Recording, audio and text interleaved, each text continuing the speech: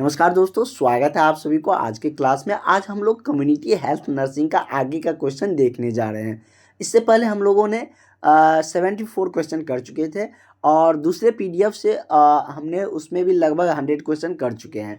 इस टॉपिक से हम लोगों का लगभग 500 के अप्रॉक्स क्वेश्चन करने हैं, क्योंकि इस टॉपिक से ज़्यादा क्वेश्चन पूछे जाते हैं। तो ज़्यादा क्वेश्चन करके जाएंगे एग्ज़ाम में, तभी हम लोगों का क्वेश्चन मिलेंगे, क्योंकि एग्ज़ाम तो बहुत सारे शिफ्ट में होते हैं, तो किस में कौन सा क्वेश्चन आ जाएगा, इसलिए ज़्यादा क्वेश्चन हम लोगों को करना होता है।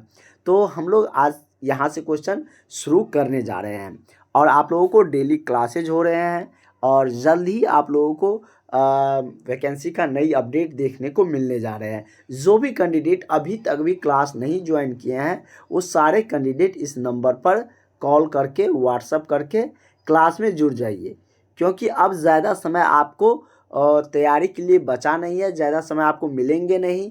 इसीलिए आप लोग अभी से तैयारी में लग जाइए, तब जाकर आप मेरिट लिस्ट तक पहुंच पाइएगा। अगर आपका बेहतर तैयारी रहता है तभी जाकर आप मेरिट लिस्ट में पहुंचते हैं। जिसका मेरिट लिस्ट बनता है उन्हीं को जॉब होता है। रिजल्ट तो बहुत सारे को हो जाते हैं, लेकिन मेरिट लिस्ट जिनका बनता है उसी का जॉब होता है। तो चलिए हम लोग क्वेश्चन को स्टार्ट करते हैं। और सारा इन्फॉर्मेशन वैकेंसी का और भी कोई भी इन्फॉर्मेशन आते हैं, वो सारी जानकारियाँ आपको उस ग्रुप में मिलते रहते हैं, जो कि आप लोगों के लिए ग्रुप बना गया है क्लास के लिए। जो भी कैंडिडेट क्लास ज्वाइन करते हैं उसको उस ग्रुप में जोड़ दिया जाता है। सारा नोट्स पीडीएफ सारा कुछ आपको उसी समय मिल जाते हैं। क्वेश्चन है कि जन्म के समय, और हमने कल आपको ये क्वेश्चन होमवर्क में भी दिए थे, कह रहा है कि जन्म के समय नवजात का वजन होना चाहिए। 1 वर्ष तक के जो बच्चे होते हैं, शिशु नवजात जो बड़े हो जाते हैं 1 वर्ष तक आते हैं, जब जन्म लेते हैं उस समय नवजात कहा जाता है। इससे पहले हम लोगों का क्वेश्चन था, लेकिन जब 1 वर्ष तक आ जाता है तो उसको शिशु कहा जाता है। ठीक है। तो कह रहा है कि जन्म के समय, जब बच्चा जन्म लेता है बेबी, तो उस समय उसका नवजात का वजन क्या होता है। तो उसका जो अप्रॉक्स लगभग एवरेज वज़न देखा जाता है। तो एवरेज वज़न की हम बात करें तो वो लगभग कितनी होती है, तो 3 केजी होती है। कितना? अगर हेल्दी बच्चा है, नवजात शिशु है, तो वो 3 केजी के अप्रॉक्स होंगे। ये एवरेज होता है। किसी किसी केस में कम भी होते हैं। तो लेकिन जो जनरली होता है कितना, जो स्वस्थ जो बेबी जन्म लेंगे उसका वज़न 3 केजी अप्रॉक्स होंगे। ठीक है। तो करेक्ट आंसर आपका ऑप्शन नंबर सी हो जाएगा। नेक्स्ट क्वेश्चन हम लोगों का है कि कह रहा है कि दो बच्चों के बीच समयांतर, मतलब समय का अंतर के लिए परिवार नियोजन का सर्वोत्तम साधन क्या है।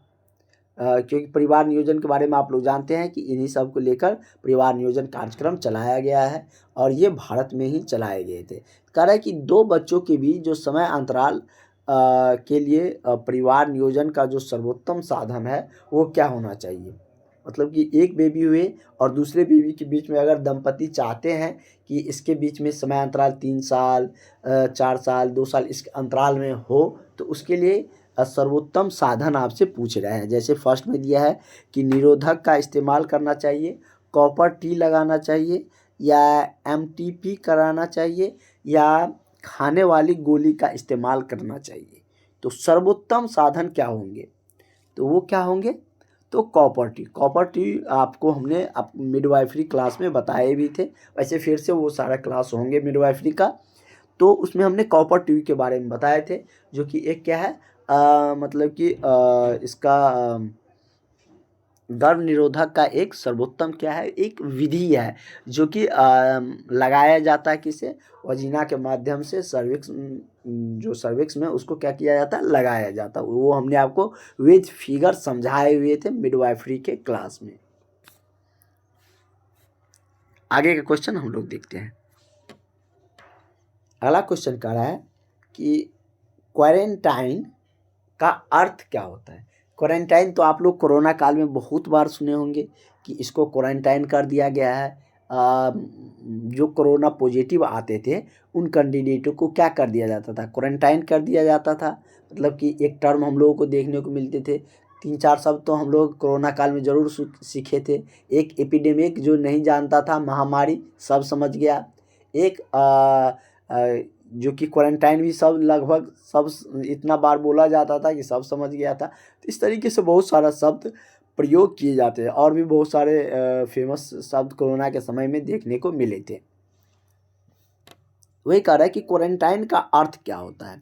पहला है गांव छोड़कर बाहर चले जाना, या संक्रमित रोगियों का गांव में नहीं रहना, जिस भी गांव में संक्रमित रोगी है उस गांव में नहीं रहना, या संक्रमण से ग्रसित रोगियों से मिलने की मनाही, या इनमें से कोई नहीं। तो क्या होगा? तो क्वारंटाइन का सीधा सीधा मतलब है कि जो भी व्यक्ति संक्रमित होते थे उनसे आपको मिलना नहीं है। उसका खाना पानी आप कोरोना समय में वही ना करते थे, किसी मतलब कि एक रूम में उसको सेपरेट कर दिया जाता था जब तक वो मतलब कि कोरोना से उसका एंटी मतलब कि उसका कोरोना का जो पॉजिटिव जो होते थे वो कम नहीं हो जाते थे, तब तक उसको क्या कहते हैं क्वारंटाइन करके एक कहीं कमरा में या कहीं रखा जाता था। उसमें अदर व्यक्ति उससे नहीं मिलते थे क्योंकि उससे संक्रमण फैलता है, क्योंकि वायरस है तो एक से दूसरे में वो फैलेंगे ही। ठीक है, तो इसका करेक्ट आंसर आपका ऑप्शन नंबर सी हो जाएंगे कि क्वारंटाइन का अर्थ है कि संक्रमण से ग्रसित रोगों से मिलने की मनाही। जो भी रोगियां जो होंगे, जो भी संक्रमण से ग्रसित रोगी होंगे उससे मिलने की मनाही की जाती है क्वारंटाइन में। ठीक है, अगला है कि इनमें से कौन सा रोग संक्रमण रोग है। संक्रमण मतलब क्या है? एक में से दूसरे में फैलता है, उसको संक्रमण रोग कहते हैं। जैसे मलेरिया है, फाइलेरिया है, हैजा है, या इनमें से कोई नहीं है। तो कौन सा रोग संक्रमण रोग है, यही ना आपसे पूछ रहा है। तो इसमें आप ऑप्शन के अनुसार बता भी सकते हैं। मलेरिया तो ऐसा है नहीं कि एक व्यक्ति को हुआ है तो उसके साथ आप है तो आप में भी हो जाएगा, मलेरिया संक्रमित रोग नहीं है। फैलेरिया भी संक्रमित रोग नहीं है। हैजा आप लोग सुने होंगे कि जिसको दस्त भी बोलते हैं। पहले के समय में तो ये बहुत ही डोमिनेंट होते थे, मतलब कि कहीं हो जाता था तो उस गांव के गांव सुरा हो जाता, मतलब कि बहुत तेज़ी से फैलता था। तो ये मतलब कि दूषित पानी भोजन आदि करने से ये हैजा और टाइफाइड ये सब फैलता है। तो मतलब कि हैजा क्या है? एक संक्रमित रोग है, मतलब एक से दूसरे में फैलता है। हैजा हो गया, चिकन पॉक्स हो गया, स्मॉल पॉक्स हो गया, चेचक हो गया, ये सब क्या है? तो एड्स हो गया, ये सब मतलब एक से दूसरे में संक्रमित होते हैं। ठीक है, तो ये संक्रमित बीमारी है। कोई भी ऑप्शन आपको कैसे भी घुमा के पूछेगा आप उसको बता सकते हैं कौन संक्रमित है कौन संक्रमित नहीं है। ठीक है, उसको एलिमिनेट कर देंगे, जो नहीं रहेगा ऐसे ही ऑप्शन से पता चल जाएगा। जैसे हैजा संक्रमित है, उसके बाद हमने आपको क्या बताया कि एड्स संक्रमित है, उसके बाद और भी बहुत सारा संक्रमित रोग होते हैं। इसके बाद हम यदि बात कर ले तो कोरोना सभी संक्रमित रोग थे, क्योंकि ये एक से दूसरे में क्या होता है? फैलता है। कुकुर खांसी सब हो गया, ये सब भी एक से दूसरे में फैलता है। मतलब संक्रमण मतलब क्या? एक से दूसरे में जो फैल जाता है उसी को संक्रमित रोग बोला। ठीक है, नेक्स्ट क्वेश्चन हमारा है कि दीर्घकालिक चर्म रोग है क्या? एक्जिमा, या कुष्ठ रोग, कैंसर, या एड्स। मतलब कि ये सब चर्म रोग हैं। तो लिख कह रहा है कि दीर्घकालिक मतलब लंबे समय तक कौन सा इसमें से चर्म रोग है। तो जैसे इसमें चारों ऑप्शन दिया है तो कौन सा है? तो ये आपका कुष्ठ रोग जो है वो क्या है? दीर्घकालिक क्या है? चर्म रोग है। ठीक है, स्किन संबंधी डिजीज है ये। करेक्ट आंसर आपका ऑप्शन नंबर बी हो जाएगा। नेक्स्ट क्वेश्चन हम लोग देखते हैं। कह रहा है कि इनमें से क्या कह रहा है कि इनमें से कौन सा वायरस रोग है। एक होता है वायरस रोग, प्रोटोजोआ से फैलने वाला, बैक्टीरिया से फैलने वाले, बहुत सारे रोग होते हैं, अलग अलग चीज़ों से फैलते हैं। तो कह रहा है इसमें इस क्वेश्चन में आपको पूछ रहा है कि वायरस जनित रोग, ऐसे भी पूछेगा कि इनमें से कौन वायरस जनित रोग, ऐसे लिखा रहेगा तो आप लोग बिल्कुल भी घबराइएगा नहीं। वायरस जनित रोग अगर रहेगा तो मतलब कि वायरस से फैलने वाले रोग के बारे में पूछ रहा है। यहाँ पे सिंपल दे दिया है कि इनमें से कौन सा वायरस रोग है। क्योंकि आप लोग बीटीएससी में कुछ कैंडिडेट इन सारे टर्म को लेकर क्वेश्चन छोड़ के आ गए थे, तो इसलिए हम इस बार पूरी सतर्कता से सारे चीज़ बताते हुए चलते हैं। किसी भी टाइप से अगर आपको घुमा के भी क्वेश्चन रहेगा तो उसको आप बना सकते हैं, ठीक है। तो वायरस जनित रोग या वायरस से फैलने वाला रोग देखते हैं कौन कौन है। टीबी है, डिप्थीरिया है, चेचक है। तो कौन सा इनमें से आपको लग रहा है कि वायरस जनित रोग है? वायरस जनित मतलब एक से दूसरे में फैलता है, तो टीबी भी तो नहीं फैलता है। टीबी तो मतलब कि सांस संबंधित रोग होता है, जो कि अंदर में जो ब्रोंकाइल होते हैं उसमें छिद्र हो जाने पर, उसमें जो छिद्र हो जाने पर ही टीबी रोग का शिकायत होते हैं। तो डिप्थीरिया भी ये भी एक वायरस रोग नहीं है। चेचक क्या है? एक वायरस जनित रोग है और ये रोग फैलता भी है, एक से दूसरे में फैलता भी है। मतलब कहने का कि ये संक्रमित रोग भी है, ठीक है। संक्रमण रोग आपको एक और मिल गया। चेचक भी क्या है? संक्रमण रोग है, क्योंकि ये एक से दूसरे में फैलता है और वायरस जनित रोग है। ये सब बैक्टीरिया जनित रोग होते हैं। अगला है कि सेंट्रल ऑफ क्या कह रहा है? सेंट्रल ऑफ हेल्थ काउंसिल की स्थापना कब हुई थी?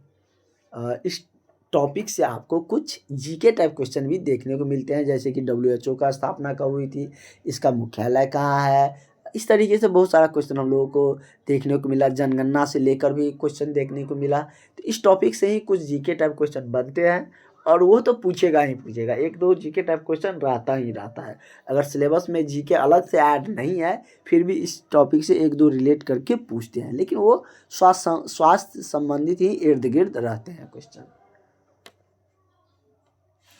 तो सेंट्रल ऑफ हेल्थ काउंसिल की जो स्थापना हुई थी वो कब हुई थी? तो ये आपको हुई थी 1952 में। कब हुआ था? तो 1952 में इसकी स्थापना हुई थी। तो करेक्ट आंसर क्या हो जाएगा? आपका ऑप्शन नंबर सी सही हो जाएगा, ठीक है। नेक्स्ट क्वेश्चन देखिए, फिर आ गया जनगणना से लेकर क्वेश्चन। कह रहा है प्रथम जनगणना भारत में कब हुई थी? तो प्रथम जनगणना की हम बात करें तो जैसे कि इसमें बहुत सारा ऑप्शन दिया गया है। 1951, 1981, 1931, 1881। तो ये प्रथम कब हुई थी? 1881 में हुई थी, ठीक है। और लास्ट कब हुआ है? तो ये 2011 में हुआ है। होना था फिर इसको 2021 में, लेकिन कोरोना के कारण ये टल गया, नहीं हो पाया। 10 साल के अंतराल पर ये क्या होता है? 10 वर्षों के अंतराल पर जनगणना होती है। अभी हमारे पास जो भी डाटा है जनगणना का वो मतलब 2011 का ही है लेटेस्ट। जनगणना में सारी चीज़ों का आंकड़ा लगाया जाता है कि किस राज्य की कितनी आबादी है, किस राज्य में कैसा शिक्षा का व्यवस्था है, लिंगा अनुपात किस में है, पुरुष और महिला की जनसंख्या का रेशियो क्या है, ये सारी चीज़ें पता चल पाता है। प्रति व्यक्ति आय कैसे है, किस कैटेगरी के लोग ज़्यादा है, ये सारी चीज़ें उनसे पता चलता है। क्योंकि जनगणना होते हैं तो सारे कुछ पूछे जाते हैं। आपके परिवार में कितने लोग हैं, आप किस कास्ट से आते हैं, कौन कौन पढ़े लिखे हैं, तो ये सब पूछा जाता है। अगला है कि नर्सेज का रजिस्ट्रेशन कहाँ होता है? ये तो अभी आप लोगों को हम भी चिल्ला चिल्ला के बोलते आ रहे हैं कि एनआरटीएस पर आप लोग रजिस्ट्रेशन कर लीजिए। तो वही कह रहा है कि नर्सेज का रजिस्ट्रेशन कहाँ होता है? तो ये कहाँ होते हैं? तो ये आप सबको पता भी होगा, आप सब बहुत का कराया भी होगा, और जो नहीं कराए हैं वो सारे कैंडिडेट कॉल करके रजिस्ट्रेशन करवा ले। कुछ चार्ज लगता है, उसके बाद आपका हो जाएगा। तो ये मतलब कि नर्सेज का जो रजिस्ट्रेशन है वो राज्य के नर्सेज रजिस्ट्रेशन परिषद में होता है, ठीक है। तो करेक्ट आंसर आपका क्या हो जाएगा? ऑप्शन नंबर ए सही हो जाएगा। नेक्स्ट क्वेश्चन हम लोग देखते हैं। हमारा अगला क्वेश्चन है ANM क्या है? इसको लिख देते हैं ANM। ANM आप लोग जानते हैं ना, इसको अगर ऐसे लिख दे तो आप लोग समझ जाइएगा, वही हिंदी में लिखा हुआ है, तो आप लोग को थोड़ा दिक्कत हो रहा है। ANM GNM वाले होते हैं ना, तो आप लोग के लिए है कि कह रहा है कि ANM के अंतर्गत आते हैं क्या, सेक्रेटरी स्टाफ, मतलब कि ANM किसके अंतर्गत आते हैं, कहने का ये मतलब है कि आप लोग अगर ड्यूटी पे जाइएगा तो आप लोग किसके अंतर्गत आइएगा। GNM वाले आप लोगों से थोड़ा ऊपर होते हैं, मतलब कि डिग्री इक्विवेलेंटली आपका थोड़ा उनका हायर डिग्री होते हैं, और आप लोगों का थोड़ा सा ANM का लोअर डिग्री होते हैं। डिग्री की हम बात करें, सैलरी लगभग अप्रॉक्स थोड़ा का अंतर रहता है। कह रहा है कि ANM के अंतर्गत आते हैं, किसके अंतर्गत, सिक्योरिटी स्टाफ या प्रोमोटिव स्टाफ या प्रिवेंटिव स्टाफ या इनमें से कोई नहीं। तो ANM अंतर्गत आते हैं, किस स्टाफ के अंतर्गत आते हैं ये आपसे पूछ रहे हैं, तो ये आते हैं प्रोमोटिव स्टाफ के अंतर, किसके, तो प्रोमोटिव स्टाफ के अंतर्गत ANM कर्मी आते हैं। जो भी आप लोग होंगे ANM कर्मी, वो सारे किस में आइएगा, तो प्रोमोटिव स्टाफ के अंतर्गत आइएगा। ठीक है, तो करेक्ट आंसर आपका ऑप्शन नंबर क्या हो जाएगा, ऑप्शन नंबर आपका बी सही हो जाएगा। नेक्स्ट है कि उपकेंद्र, जैसे होता है ना स्वास्थ्य केंद्र के लिए उपकेंद्र, सामुदायिक स्वास्थ्य केंद्र, प्राथमिक स्वास्थ्य केंद्र, इस तरीके से होता है। तो वही कह रहा है कि उपकेंद्र, और इन सब के बारे में हमने स्टार्टिंग में ही एक अलग से जो PDF था, पहले वाले PDF से हम जो क्लास करवा रहे थे उसमें हमने आपको बताए हुए थे, उसमें सारा क्वेश्चन इसी से रिलेटेड थे कि उपकेंद्र, PSC सेंटर, CSC सेंटर, इस सब के रिगार्डिंग वहाँ पर सारा कुछ था, कितनी आबादी पर एक PSC सेंटर होता है, ये सारे कुछ उस आपका वो जो पहले वाले जो हमने आपको PDF से क्लासेस करवाए थे, 2 क्लासेस जो हुआ था उसमें हमने आपको बताए हुए हैं क्लियरली। जो अभी तक ज्वाइन नहीं किया ज्वाइन कर लीजिएगा, वो सारा PDF आपको मिल जाएगा। कह रहा है उपकेंद्र में महिला स्वास्थ्य कार्यकर्ता का पर्यवेक्षक कौन होता है। तो जैसे इसमें दिया है कि जो उपकेंद्र होते हैं, प्राथमिक स्वास्थ्य केंद्र का जो उपकेंद्र होता है उसमें महिला स्वास्थ्य कार्यकर्ता का पर्यवेक्षक कौन करता है, मतलब कि उसका निरीक्षण या उसका मतलब कि जैसे जांच के लिए आता है तो वो सब कौन करते हैं, किसके अंतर्गत आते हैं, प्रभारी चिकित्सा पदाधिकारी, स्वच्छ निरीक्षक, स्वच्छता निरीक्षक, या स्वास्थ्य सहायक, या लेडी डॉक्टर के अंतर्गत। तो ये किसके अंतर्गत आते हैं, तो ये आते हैं स्वास्थ्य सहायक के। पर्यवेक्षक कौन करते हैं, तो इसका पर्यवेक्षक स्वास्थ्य सहायक करते हैं। ठीक है, स्वास्थ्य सहायक आप लोगों के जांच के लिए आते हैं।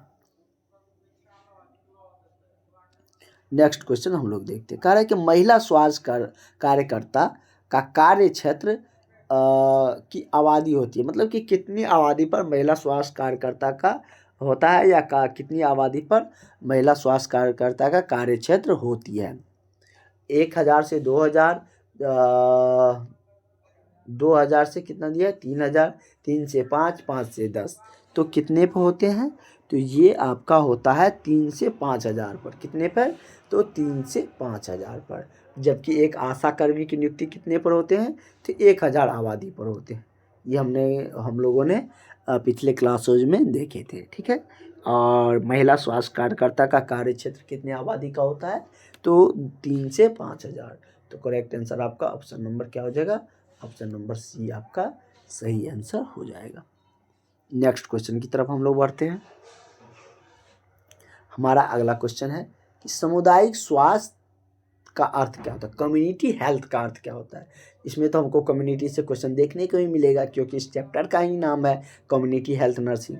वही कह रहा है कि समुदाय स्वास्थ्य, कम्युनिटी हेल्थ का अर्थ क्या होता है, स्वास्थ्य सुरक्षा एवं सुधार, पुनर्वास तथा व्यावसायिक चिकित्सा, समस्त स्वास्थ्य एवं वातावरण संबंधित सेवाएं, या रोगों का निदान। तो एक समुदाय, एक कम्युनिटी, जिस आप कम्युनिटी में रहते हैं, जिस समुदाय में रहते हैं, जहाँ पर रहते हैं, तो उसका स्वास्थ्य को लेकर आप क्या पहल करिएगा, मतलब उसका अर्थ क्या होगा। तो उसका सीधा सीधा मतलब है कि जिस भी परिवेश में जहाँ भी रहते हैं हम, जिस भी कम्युनिटी में रहते हैं, उसके समस्त स्वास्थ्य एवं वातावरण से संबंधित सेवाएं ही होंगे।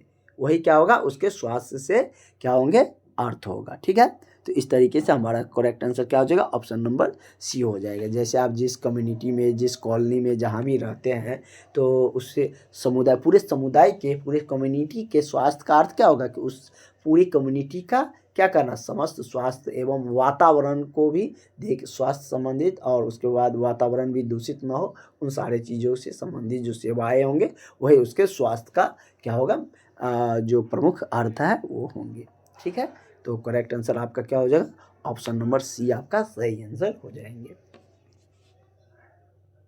नेक्स्ट क्वेश्चन की तरफ बढ़ते हैं।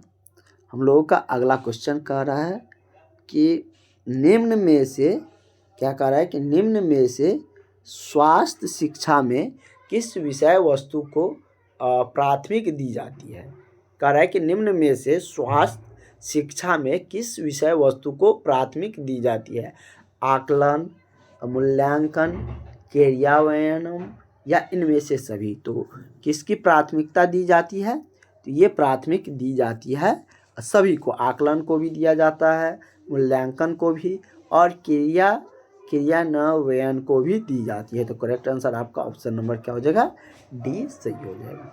नेक्स्ट क्वेश्चन हम लोग देख लेते हैं। हमारा अगला क्वेश्चन है कि विद्यालय, क्या कह रहा है कि विद्यालय स्तर पर निम्न में से कौन सा क्षेत्र स्वास्थ्य शिक्षा प्रदान नहीं करता है। इनमें से कौन सा ऐसा क्षेत्र है जो विद्यालय के स्तर पर स्वास्थ्य शिक्षा प्रदान नहीं करता है। जैसे पहला दिया है कि यौन शिक्षा, परिवार नियोजन, पर्यावरणीय शिक्षा या व्यक्तिगत। तो क्या है जो कि विद्यालय के स्तर पर मतलब कि स्वास्थ्य शिक्षा प्रदान नहीं की जाती है, ये आपसे पूछा जा रहा है। तो इसमें से कौन हो जाएगा, तो परिवार नियोजन। क्या, परिवार नियोजन जो कि विद्यालय स्तर पर नहीं बताई दी है, मतलब दाम्पत्य जीवन के लिए है मेनली, उस पर मतलब कि ये सब क्या है कि मतलब स्वास्थ्य संबंधित चीज़ें ये बताए जाते हैं विद्यालय स्तर पर, लेकिन ये परिवार नियोजन ही इसका क्या हो जाएगा, करेक्ट आंसर हो जाएंगे। क्योंकि पूछ रहा था कि कौन सा स्वास्थ्य शिक्षा प्रदान नहीं की जाती है विद्यालय स्तर पर, तो क्या हो जाएगा, परिवार नियोजन। अगला है, हाँ, भले ही उसको थोड़ा सा जागरूकता फैलाने के लिए बता देते हैं कि टीचर सब कि हमारे देश की पॉपुलेशन ज़्यादा बढ़ रहे हैं, तो इसके लिए बता देते हैं। लेकिन जैसे कि कुछ स्लोगन होते हैं, हम दो हमारे दो, इस टाइप से। लेकिन मेनली कहें तो ये मतलब कि विद्यालय स्तर पर ये शिक्षा नहीं दी जाती है लगभग, और ये सब चीज़ें बताया जाता है विद्यालय स्तर पर। पर्यावरण को स्वच्छ रखना है, व्यक्तिगत, यौन शिक्षा, ये सारी चीज़ें बताई जाती है। नेक्स्ट क्वेश्चन हम लोग देखते हैं। अगला क्वेश्चन हमारा है कि संचार कह रहा है कि संचार के संदेश भेजने वाला कहलाता है। संचार के संदेश भेजने वाले को क्या कहते हैं। एक साधन है, एक माध्यम से जाता है, तो उसको क्या कहा जाता है, संग्राहक, श्रोता या दो बार श्रोता लिए, या प्रेषक। तो क्या हो जाएगा, तो संचार का संदेश भेजने वाले को क्या कहा जाता है, तो प्रेषक कहा जाता है। भेजेगा तो उसको क्या कहता है, प्रेषक कहते हैं। ठीक है, करेक्ट आंसर आपका ऑप्शन नंबर डी सही हो जाएगा। नेक्स्ट क्वेश्चन हम लोग देखते हैं। अगला क्वेश्चन आपका है कि संचार को अधिक प्रणाली बनाने के लिए आवश्यक है क्या, प्रतिपुष्टि या श्रवण दृष्टि उपकरण, एवी एड या एड्स या माध्यम या सभी। जैसे कह रहा है कि संचारकों को अधिक प्रणाली बनाने के लिए क्या उपयोग किया जाता है, तो ये सभी इनका क्या किया जाता है, उपयोग किया जाता है। प्रतिपुष्टि का भी, श्रवण दृष्टि उपकरण का भी, माध्यम का भी। तो करेक्ट आंसर क्या हो जाएगा, जब तीनों आ ही रहा है तो करेक्ट आंसर आपका ऑप्शन नंबर डी सही हो जाएगा। ठीक है, नेक्स्ट क्वेश्चन हम लोग देख लेते हैं। अगला क्वेश्चन हमारा कह रहा है कि विषय वस्तु को सही रूप में व्यवस्थित कर संकेतों में परिवर्तन करना क्या कहलाता है, या मतलब क्या कहलाता है, या परिवर्तन करना कहलाता है। मतलब यहाँ पर क्या भी लिखा रहेगा तो कोई दिक्कत नहीं है। मतलब कि विषय वस्तु को सही रूप में व्यवस्थित करना। व्यवस्थित मतलब क्या, सजाना, मतलब कि अच्छे, जैसे क्या जैसे हम आपको ऐसे इस तरीके से लिख के दे दिए, कुछ संख्या हम आपको दे दिए, आपको कहेंगे कि इसको व्यवस्थित करिए, तो या आप ऐसे लिखिएगा 1 2 3 4 7, या व्यवस्थित करके 4 7, या तो आप छोटे से बड़े तरफ जाइएगा या बड़े से आप छोटे के तरफ आइएगा। तो इस तरीके से व्यवस्थित किया जाता है, अरेंजमेंट जिसको बोलते हैं आप लोग। तो ये कह रहा है कि विषय वस्तु को सही रूप में व्यवस्थित कर संकेतों में परिवर्तित करना क्या कहलाएगा। उसको व्यवस्थित करके सही संकेतों में, जैसे केमिस्ट्री में आप लोग देखते होंगे, कोई चीज़ को व्यवस्थित करके उसको संकेत डिनोट किया जाता है। जैसे क्या चांदी को क्या चीज़ से लिखा जाता है, तो AG से लिखा जाता है, आयरन को FE से लिखा जाता है। तो इस तरीके से मतलब क्या उसका डिनोशन संकेत होते हैं। तो उसी तरीके से आपको कह रहा है कि व्यवस्थित करके संकेतों में परिवर्तन करना क्या कहलाता है, तो उसको कहा क्या जाता है, ये आपसे पूछा जा रहा है। तो उसको अवकूटन कहा जाता है। कहता है ना कि कूट भाषा में, जैसे आप लोग रीजनिंग का भी बनाए होंगे, तो वहाँ पे कूट भाषा लिखा जाता है, मतलब कि इसके बदले ये लिखा गया है, इसका संकेत ये है, तो आप कूट भाषा में इसका सही उत्तर दें।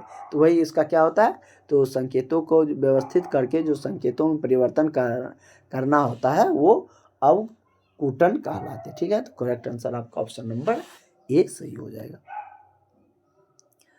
अगला क्वेश्चन हमारा है कि निम्न में से संचार में उपयोग में नहीं करने चाहिए, मतलब कि इनमें से कौन है जो संचार में उपयोग में नहीं करने चाहिए। संक्षिप्तीकरण, या अधोमुखी संचार डाउनवर्ड, या उधरमुखी संचार अपवर्ड, या अस्पष्टता विजुअलिटी। तो क्या होगा, तो मतलब कि संचार के उपयोग में नहीं करना चाहिए क्या, तो इसमें कुछ क्वेश्चन आगे का मिसिंग है। ठीक है, कभी आपको इसको पूरा करा देंगे। तो इसका करेक्ट आंसर ऐसे क्या हो जाएगा, तो ऑप्शन नंबर A आपको संक्षिप्तीकरण मतलब उपयोग नहीं करना चाहिए, तो ऐसे इसको रहने दीजिए। ठीक है, अगला है कि संचार के वादक है क्या, शारीरिक अक्षमता, मानसिक अक्षमता, या कम शैक्षणिक स्तर, या सभी। तो क्या हो जाएगा, तो संचार के वादक क्या है, शारीरिक अक्षमता भी है, मानसिक अक्षमता भी है, कम शैक्षणिक स्तर भी है। तो क्या हो जाएगा, करेक्ट आंसर आपका ऑप्शन नंबर C हो जाएगा। आप कहिएगा कि सर जितना में भी सभी आते हैं आप सभी कर देते हैं, एग्जाम में भी हम सभी, अगर सभी वाला आएगा तो सभी मार देंगे। हाँ, ये 80% केस में सभी वाला दिखे तो आपको लगे हो जाता है, अगर आप कंफ्यूजन में कहीं पर रहे तो, लेकिन सबका नहीं हो जाता है कि मतलब जहाँ पे ऑल ऑफ दीज आया या सभी आया वहाँ पे हम कर देंगे तो वो गलत हो जाएगा। अगर आपको लग रहा है कि 2 से अधिक ऑप्शन सही हो रहे हैं तो ऑल ऑफ दीज आप मार सकते हैं। ठीक है, ये सब थोड़ा एग्ज़ाम वाला ट्रिक है, वो सब तो एग्ज़ाम से कुछ दिन पहले आपको बता ही दिया जाएगा, उसका आपको ज़्यादा सोचने का है नहीं। अगला क्वेश्चन है कि निम्न में से कौन सा संचार का वातावरणीय कारक संचार में बाधक नहीं है, शोरगुल, या संक्षिप्त रूप, या अंधकार, या गंदगी। तो क्या है, तो इसका करेक्ट आंसर आपका हो जाएगा ऑप्शन नंबर क्या, संक्षिप्त रूप। ऑप्शन नंबर B आपका इसका सही आंसर हो जाएगा।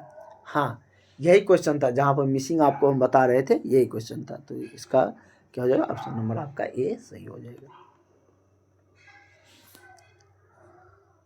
नेक्स्ट क्वेश्चन क्या कह रहा है कि निम्न में से कौन सा प्रवाह आधारित संचार का प्रकार नहीं है, अधोमुखी, ऊर्ध्वमुखी,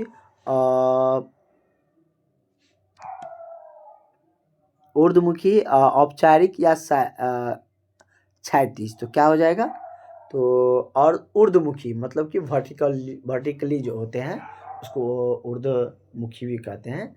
तो मतलब कि प्रवाह का जो आधारित संचार है वो प्रकार कौन सा नहीं है, ऊर्ध्वमुखी नहीं है।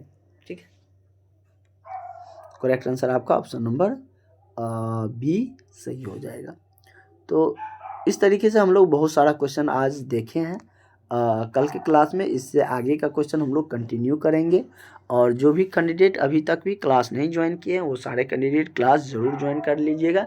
निश्चित ही आपको क्लास से फ़ायदा होंगे और आप लोगों का इस बार रिजल्ट हो जाएगा। आप लोग बिल्कुल भी चिंता ना करें, अच्छा से पढ़िएगा। निश्चित रूप से इतनी सारी बहालियाँ आ रहे हैं तो निश्चित रूप से आपको इस बार जॉब लग जाएंगे। Thank you.